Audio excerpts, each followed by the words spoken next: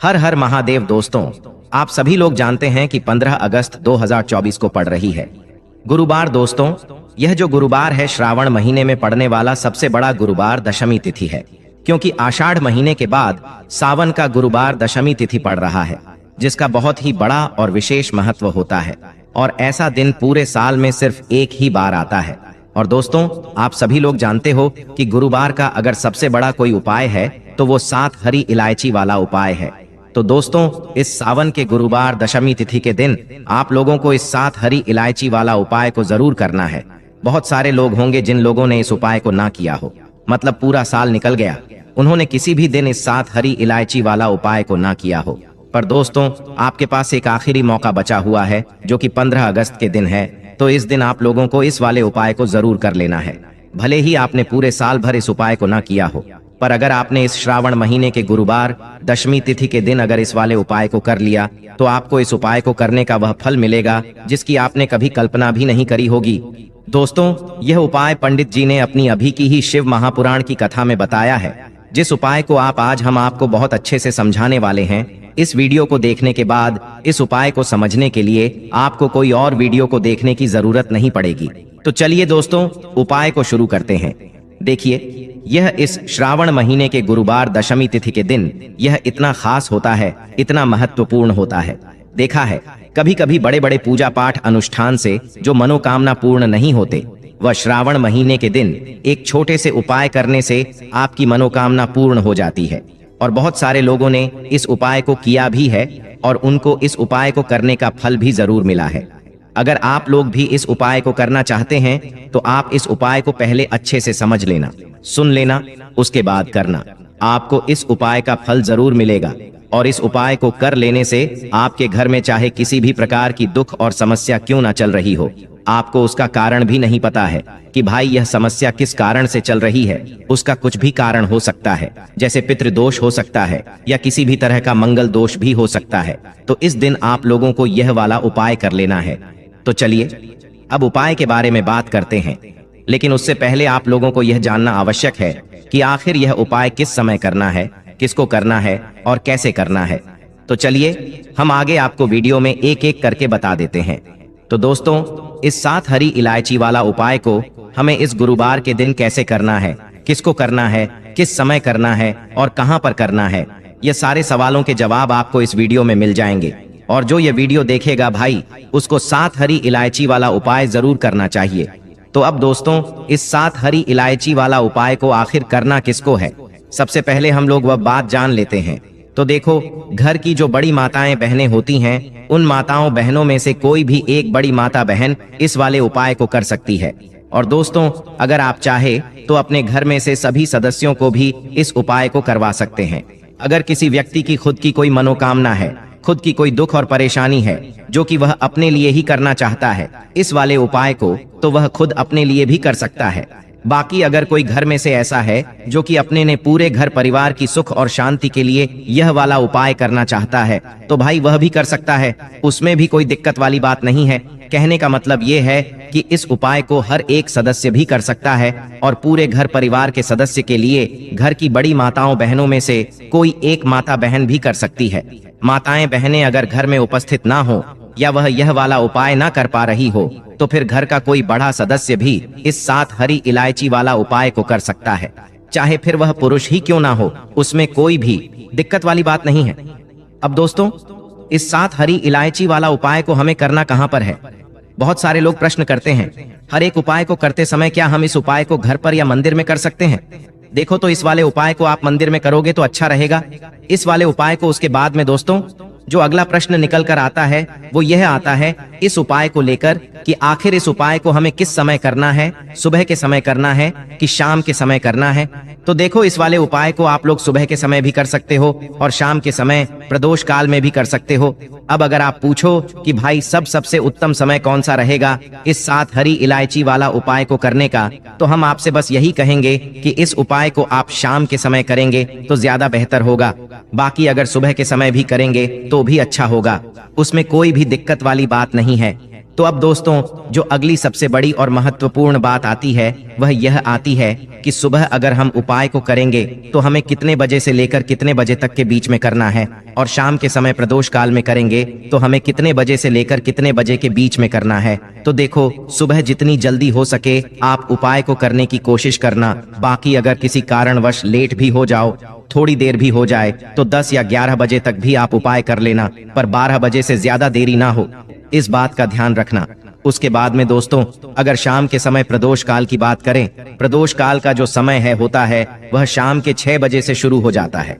मतलब शाम के 6 बजे से लेकर 7 बजे के बीच का जो समय होता है, ये समय प्रदोष काल का समय होता है। देखिए, इस वीडियो में जितने भी उपाय हम आपको बताएंगे सभी उपाय सरल है। देखो, गुरुजी ने कहा है कि गुरुवार के दिन आपको 7 हरी इलायची वाला उपाय तो अवश्य ही करना चाहिए। वीडियो के अंतिम में आपको उपाय बताया है जो आपको करना है। देखो, सबसे पहला उपाय, यदि आपके जीवन में कर्जा बहुत अधिक है, आपके जीवन में संकट बहुत अधिक रहते हैं, आपके ऊपर बहुत अधिक विपदा आ रही है, बार बार आपको अपने व्यापार में और अपने धन में हानि देखने को मिल रही है, यानी कि आपको प्रत्येक कार्य में हानि हो रही है, तो आपको यह उपाय करना चाहिए। तो देखिए, जो लोग पैसे को लेकर बहुत ज्यादा परेशान हैं या जिनके पास पैसे की कमी बहुत ज्यादा है, क्योंकि बहुत सारे लोग ऐसे भी हैं जिनके जीवन में धन की कमी लगातार बनी रहती है, फिजूल खर्ची बहुत होती है और धन की बर्बादी बहुत ज्यादा होती है। अब धन भी अगर घर में आए और धन की बर्बादी अगर घर में हो तो कितना भी पैसा घर में आ जाए वह सारा का सारा बर्बाद होता चला जाता है। बर्बादी कैसी?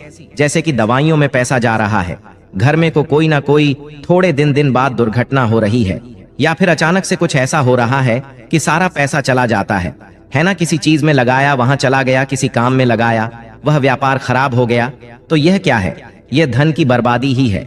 अब जो उपाय आपको बताने वाले हैं, इस उपाय की हैं और आपके जीवन से दुखों को दूर करती हैं। तो यह जो उपाय आपको करना है, आपको 3 हरी इलायची, तो आपको सबसे पहले यहाँ पर लेनी है 3 हरी इलायची। अब हरी इलायची जो जुड़ी है, ये जुड़ी हुई है माँ लक्ष्मी से। 3 हरी इलायची लेंगे, एक भी हरी इलायची टूटी हुई ना हो, खंडित ना हो, ठीक है ना, अच्छे से देख लेंगे। 3 कपूर लेने हैं छोटे छोटे से, और 3 ही साबुत लौंग लेनी है। लौंग जो होती है ये जुड़ी हुई है माँ दुर्गा से। अब यह तीनों चीजें आपको एक दीपक के अंदर रखनी है।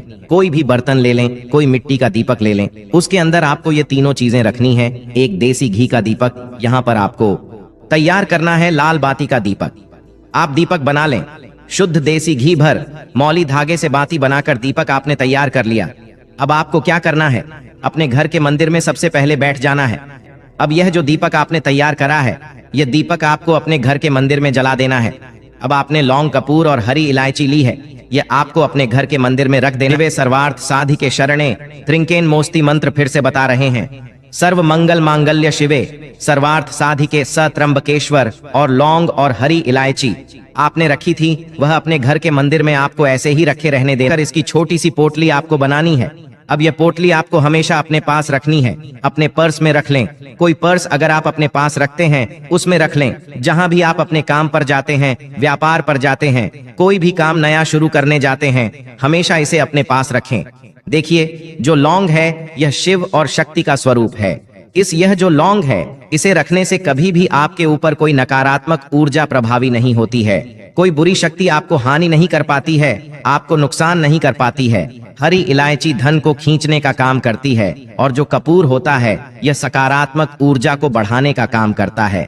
अब इतनी सारी चीजें जब आपके पास हैं, वो भी कि इतनी चमत्कारी हैं, तो धन कैसे आपके पास नहीं आएगा? रुपया कैसे आपके पास नहीं आएगा? आप कैसे धनी नहीं बनेंगे? तो देखिए, बहुत बार होता है कि मेहनत करने के बाद भी फल नहीं मिलता है, मेहनत का धन नहीं मिलता है। तो जो लोग मेहनत लगातार कर रहे हैं लेकिन हो क्या रहा है? पैसे की बर्बादी हो रही है, धन नहीं कमा पा रहे हैं, नौकरी नहीं मिल रही, प्रमोशन नहीं मिल रहा, व्यापार नहीं चल रहा, व्यापार में हमेशा खराबी आ रही है, मतलब व्यापार में बहुत ज्यादा मद्दा आ रहा है, दुकान पर ग्राहक घट रहे हैं, आपको ऐसा लगता है किसी ने कुछ करा भी दिया है, तब भी यह उपाय आप करें, क्योंकि माँ दुर्गा स्वयं आकर आपकी रक्षा करेंगी, आपके सुखों की रक्षा करेंगी। कभी भी आपके जीवन में वह दुख नहीं आने देंगी। बहुत ही उत्तम और बहुत ही सरल और बहुत ही अचूक यह उपाय है। यहाँ पर मी की कृपा आपको मिलती है।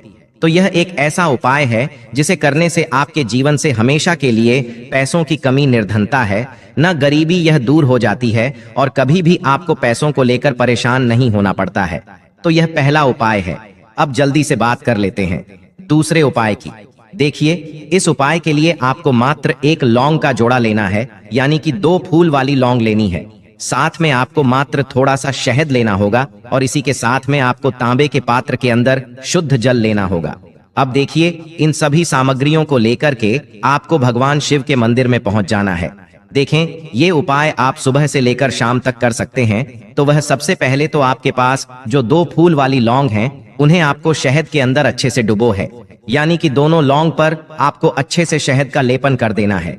अब आपको जो आपके पास एक लौटा जल है, सबसे पहले तो उसे शिवलिंग पर धीरे धीरे समर्पित करना है और श्री शिवाय नमस्तुभयम इसका जाप करते हुए समर्पित कर देना है।